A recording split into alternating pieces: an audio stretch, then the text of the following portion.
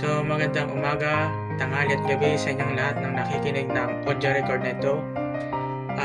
Bible verse natin for today is Psalms 27 verse 13 to 14. Naniniwala akong bago ako mamatay, kabutihan ni Yahweh aking masasaksiyan. Kay Yahweh tayo'y magtiwala, manalig sa Kanya at huwag manghina. Kay Yahweh tayo magtiwala. Psalms 42 verse 11. Bakit ako nalulungkot? Bakit ako nagdaramdam? Sa Diyos ako'y may tiwala, siyang aking aasahan.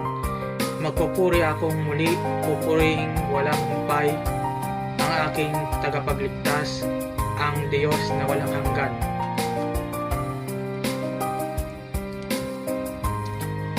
Psalms 84 verse 11. Pagkat ang Panginoong Yahweh, pag-asa at sanggalang, kami pinagpapala mo sa pag-ibig mo at dangal. Hindi siya nagkakait ng mabuting mga bagay, sa sino mang ang gawain ay matuwid at marangal.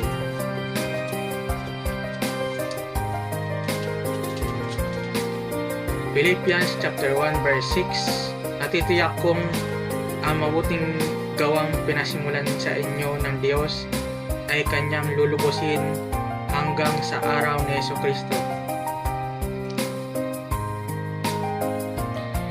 Ephesians chapter 2 verse 10. Kung ano tayo ngayon ay gawa ng Diyos at sa pakikipag-isa natin kay Kristo Jesus ay nilikha niya tayo para sa mabuting gawa na inihanda niya noong una pa man upang gawin natin.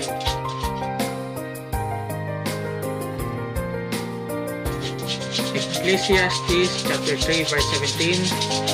Sa loob-loob ko'y hahatulan ng Diyos ang masama at ang mabuti, pagkat may itinakda siyang panahon para sa lahat ng bagay.